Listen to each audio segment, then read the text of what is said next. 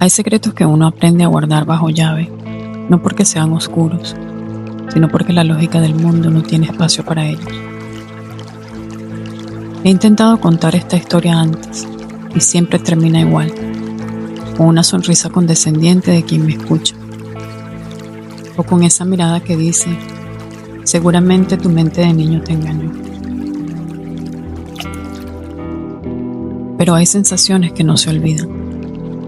El sabor del cloro en los pulmones es real. La presión de unos dedos cerrándose sobre tu muñeca es real. Y el silencio absoluto de un jardín vacío después de haber sido rescatado, eso es algo que te cambia la arquitectura del alma para siempre. Corría el verano de 1996. En aquel entonces los veranos no eran solo una estación, eran una eternidad. Yo tenía tal vez 6, 7 años y vivía en ese estado de invencibilidad que solo tienen los niños que aún no conocen el verdadero miedo. Vivíamos en California, donde los veranos eran más calientes de lo normal, pero era mi época del año favorita. No tenía que ir a clases, los días eran largos. Veía a mis amigos casi todos los días cuando nos reuníamos a jugar en el vecindario, sin responsabilidad mayor que lavarme los dientes antes de ir a la cama. Recuerdo el olor a protector solar barato, el zumbido de las chicharras en los árboles y esa libertad sin supervisión que hoy parece casi irresponsable. Mis amigos y yo éramos los dueños de la calle, descalzos sobre el asfalto caliente, buscando siempre el próximo gran descubrimiento. Ese día de verano caliente, mi mejor amigo me invitó a casa de su abuela. La casa de su abuela quedaba muy cerca de mi casa, a unas 4 casas de distancia tal vez. Cada vez que él nos invitaba a su casa sabíamos que iba a ser uno de los días más divertidos de nuestras vidas. Ella tenía algo que a nuestros ojos era el equivalente a un parque temático privado, una piscina en el patio. Era un rectángulo de luz turquesa que brillaba bajo el sol del mediodía, prometiendo frescura en medio del calor asfixiante. Había un detalle que yo, en mi infinita arrogancia infantil, ignoraba. Yo no sabía nadar, ni un poco, pero no importaba, porque en el borde del agua me esperaba mi trono de plástico. Un cocodrilo inflable, verde, brillante, con ojos amarillos y un lomo grueso que se sentía caliente bajo el sol. Al llegar a la casa de la abuela, corrimos hacia el patio donde nos esperaba esa magnífica piscina, brillando por el resplandor del sol. Aparte de eso, jamás faltaba la comida. Esa tarde comimos hot dogs, refresco, papita y no sé qué más. Después de comer, corrimos a meternos otra vez en la piscina, ignorando la regla que decía que debíamos esperar 30 minutos después de comer. Para nosotros cada segundo dentro del agua era preciado. Me subí al cocodrilo con la destreza de un conquistador. Yo siempre me quedaba cerca de la orilla por si tenía que agarrarme rápido al borde de la piscina. Pero ese día me atreví a alejarme un poquito más. Remaba con las manos sintiendo el agua en las yemas de mis dedos. Sentía una emoción mezclada con miedo, pero seguí remando. Mientras los adultos, a solo unos metros de distancia, estaban sumergidos en sus propias historias. La abuela estaba en la parrilla, el abuelo leía el periódico y el resto de la familia charlaba y reía. Había un ruido constante de risas y conversaciones, un muro de sonido que me hacía sentir seguro. Pero el agua es traicionera cuando no la respetas. Sin darme cuenta, impulsado por el viento suave y mis propios movimientos erráticos, el cocodrilo comenzó a derivar.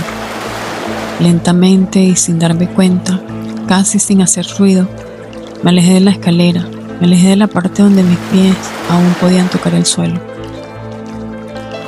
El cocodrilo me llevó hacia el centro, hacia la parte profunda, donde el azul turquesa se volvía más oscuro y denso.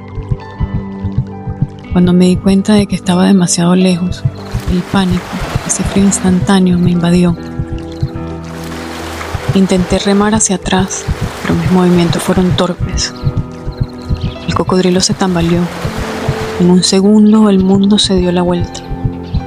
Para un niño de 6 años, aquella piscina rectangular dejó de ser un juego para transformarse en la inmensidad de un mar indomable.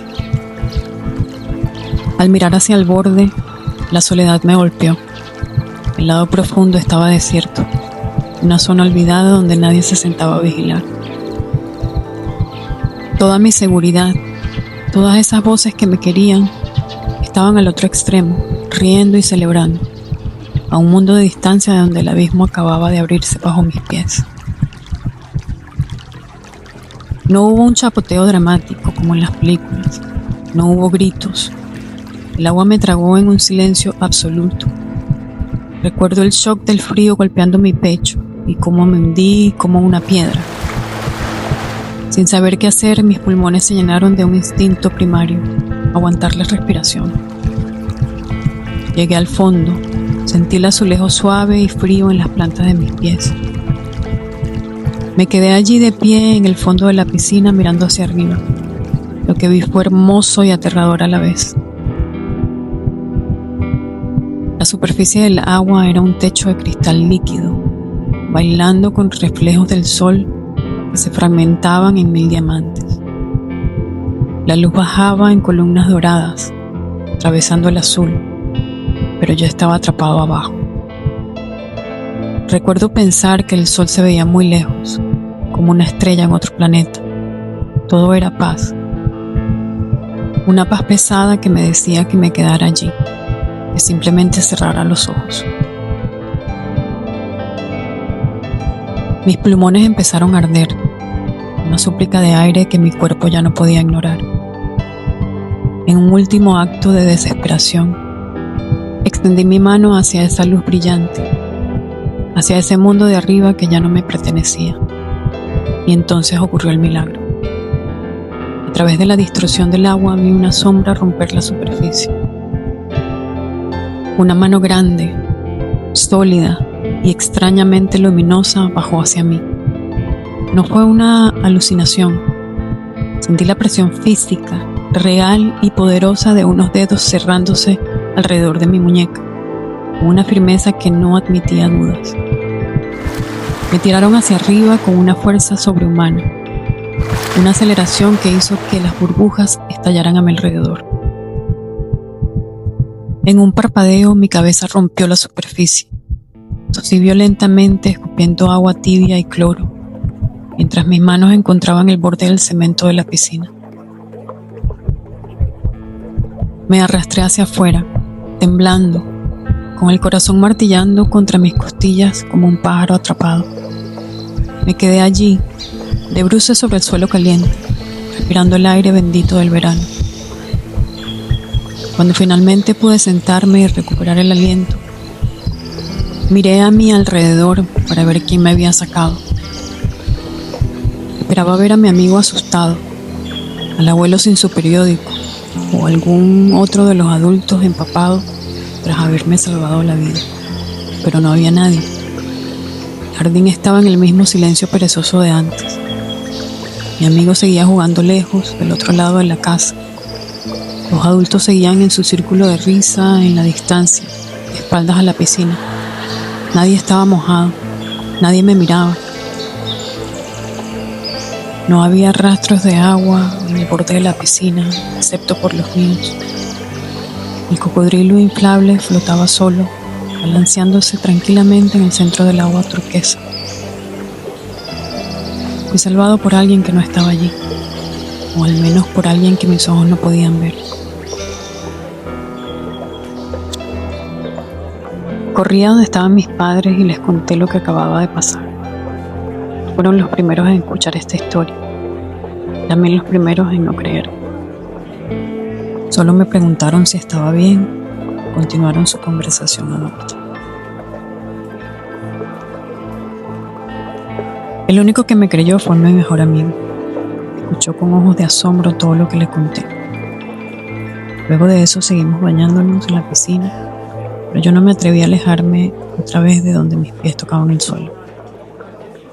Hoy, casi 30 años después, sigo sintiendo el calor de esa mano en mi muñeca cada vez que paso por un momento difícil. La gente puede decir que la falta de oxígeno me hizo alucinar, que la memoria de un niño es creativa, pero yo sé la verdad. Yo sentí la fuerza de ese agarre. Yo vi la luz atravesando el agua. Y sé que ese día, en una piscina en los años 90, mi guardián decidió que mi tiempo en este mundo apenas estaba comenzando.